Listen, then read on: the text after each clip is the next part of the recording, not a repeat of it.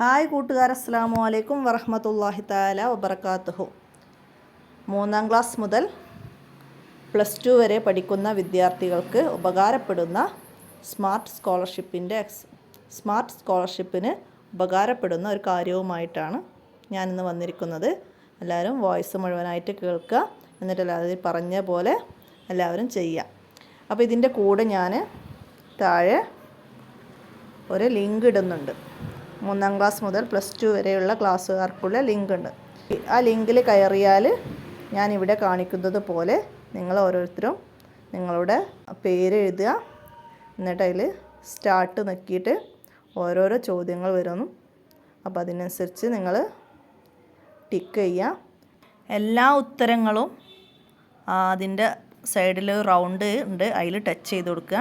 എല്ലാ ഉത്തരങ്ങളും കംപ്ലീറ്റ് ആയാൽ മാത്രമേ നമുക്ക് സബ്മിറ്റ് എന്ന ഇത് ലാസ്റ്റ് വന്നാൽ സബ്മിറ്റ് ചെയ്താൽ നമ്മളെ സ്കോർ കാണിക്കുകയുള്ളൂ. അപ്പോൾ സ്കോർ കാണിച്ചതിൽ നമുക്ക് താഴോട്ട് നോക്കിയാൽ നമുക്ക് വന്ന തെറ്റുകളും അതിൻ്റെ ശരിയുത്തരങ്ങളൊക്കെ കാണാൻ കഴിയും. അപ്പോൾ ഈ ലിങ്ക്, ഇങ്ങനെയുള്ള ലിങ്ക് അറിയാത്തവർ ഒരുപാട് പേരുണ്ട്. അപ്പോൾ അവർക്കൊക്കെ ഉപകാരപ്പെടാൻ വേണ്ടിയിട്ടാണ് ഞാനിതിവിടെ പോസ്റ്റ് ചെയ്യുന്നത്. അപ്പോൾ എല്ലാവരും ഉപകാരപ്പെടുത്തുക. അപ്പോൾ ഞാനിവിടെ അതിൻ്റെ മോഡൽ ഇവിടെ കാണിക്കാം. ഞാനിവിടെ ആ ലിങ്ക് 5ാം ക്ലാസ്സിൻ്റെ ഒരു ലിങ്കാണ് തുറക്കുന്നത്. അപ്പോൾ ആ ലിങ്ക് തുറന്നു. ഇങ്ങനൊരു ഇതാണ് വരിക. അപ്പോൾ അത് മേലേക്ക് ഇങ്ങനെ സ്ക്രോൾ ചെയ്യുക.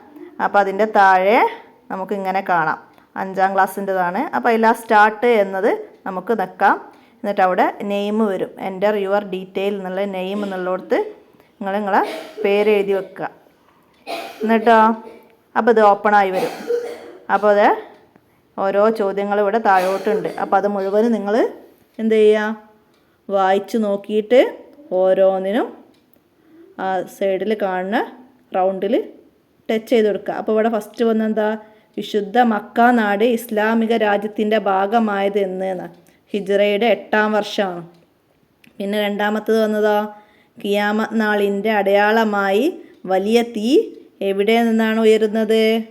യമനിലാണ് തീ ഉയരുക. അടുത്ത ഒരാൾക്ക് വേണ്ടി ഫിത്ർ സക്കാത്ത് കൊടുക്കേണ്ടത് എത്ര അളവാണെന്നാണ്? 4 മുദ്ദാണ് ഒരാൾക്ക് വേണ്ടി ഫിത്ർ സക്കാത്ത് കൊടുക്കേണ്ടത്. അപ്പോൾ അത് അതിൻ്റെ ആ റൗണ്ട് ടച്ച് ചെയ്യുക. അടുത്തത് അതുപോലെ ബാക്കിയുള്ള ചോദ്യങ്ങളൊക്കെ മുഴുവനും ചെയ്ത് കഴിഞ്ഞ് അടിയിൽ വരും സബ്മിറ്റ് എന്ന്. അപ്പോൾ അവിടെ സബ്മിറ്റ് എന്നത് ടച്ച് ചെയ്ത് കൊടുക്കുക. അപ്പോൾ നമുക്ക് നമ്മുടെ സ്കോർ കാണാൻ കഴിയും. സ്കോർ കണ്ടതിന് ശേഷം താഴോട്ട് സ്ക്രോൾ ചെയ്ത് നോക്കിയാൽ നമ്മൾ എഴുതിയതിലെ ശരിയും തെറ്റൊക്കെ കണ്ടെത്താൻ നമുക്ക് കഴിയും. നമുക്ക് വീണ്ടും അതുപോലെ റിപ്പീറ്റ് ചെയ്ത് ചെയ്യാൻ കഴിയുന്നതാണ്. അപ്പോൾ എല്ലാവരും ആവർത്തിച്ച് ചെയ്ത് ഉത്തരവും ഒക്കെ നന്നായി മനസ്സിലാക്കി പഠിക്കുക, ഉപകാരപ്പെടുത്തുക. ഞാൻ എൻ്റെ വോയിസ് അവസാനിപ്പിക്കുകയാണ്. അസ്സലാമു അലൈക്കും വറഹ്മത്തുള്ളാഹി വബറകാതുഹു.